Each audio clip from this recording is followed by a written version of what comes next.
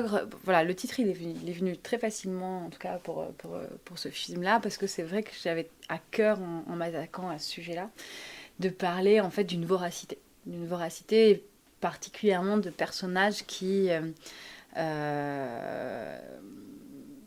un espèce d'appétit de vivre assez flamboyants et qui font tout un petit peu de manière excessive. Ils aiment trop, ils boivent trop, ils rient trop, ils parlent trop fort, ils font tout un petit peu trop fort. Et c'était un des sujets sur lesquels moi j'avais vraiment envie de travailler, c'était le rapport à l'excès et à cet appétit de vivre. Quelqu'un m'a fait circuler une phrase de Alphonse Allais, bon, voilà, qui dit qu'il y a des époques où on manque cruellement d'ogres. Dans 2 heures, je veux que tu sois nickel, hein?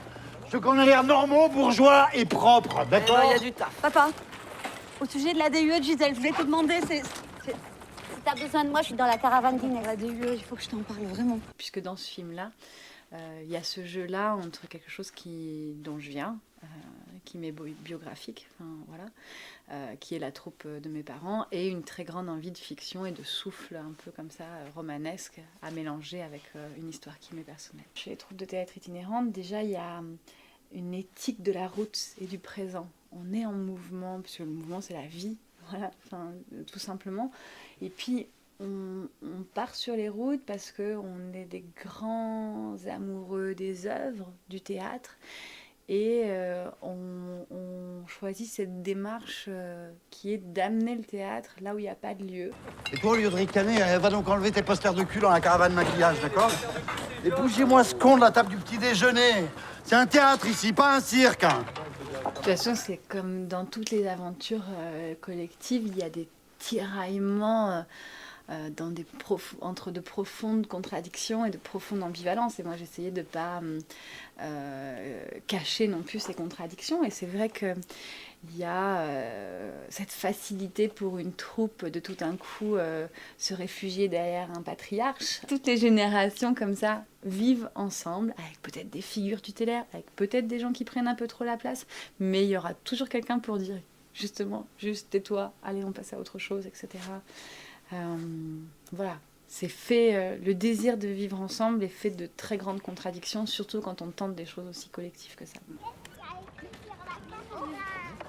Il y avait Édouard aussi. Édouard, ta verveine. Ça fait un peu bon, ça. Il y a plus de Mireille. Quelqu'un a vu le sucre, s'il vous plaît? Devant toi. Devant toi, je vois. Merci. Qu'est-ce que tu dirais, toi, comme prénom, Margot? Je sais pas.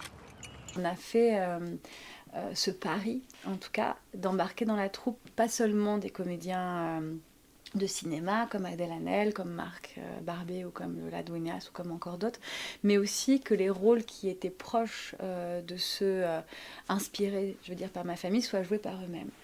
Mais c'était un pari dans le sens où tout d'un coup, nous, dans des expériences qu'on a fait autour du travail d'écriture, je les avais fait improviser sur le texte, et la manière dont ils avaient de se livrer était extrêmement forte, extrêmement généreuse, douce, et bizarrement pas du tout impudique ou dans le psychodrame. Donc on a eu tout d'un coup une envie que cette force qu'ils amenaient, on l'amène dans le film. Je sais qu'en tant que spectatrice, c'est ça qui me touche profondément. C'est quand je vois chez un cinéaste la capacité à aimer et à ne pas se lasser de regarder et d'explorer toutes les subtilités et toute la complexité qu'amène un comédien, qu'amène une personne à un rôle. Voilà. C'est le genre de métier dans lequel on ne doit pas s'ennuyer. Ah. Vous jouez quoi? On joue le cabaret Tchekhov. Vous connaissez? Tchekhov, un peu, oui.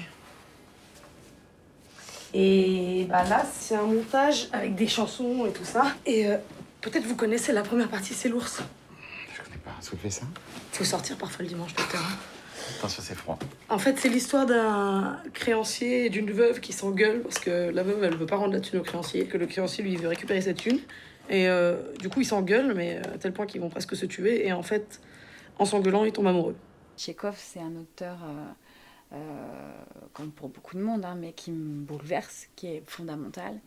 et qui a justement cette capacité-là, comme quoi ça ne touche pas que les questions de la troupe, de parler terriblement bien de la communauté et de comment voilà, on est 10, 15 dans un même endroit et il y a des drames qui se vivent, d'autres qui sont plus sourds, d'autres qui le commentent avec une légère ironie. Enfin, cette espèce de mélange qu'est la vie, donnée à aimer et à comprendre, tout en étant impitoyablement lucide. Voilà, ces deux choses-là. Donc, et ça, pour moi, c'est un défi, oui. Un défi que je trouve important comme auteur à essayer à ma mesure de relever, quoi.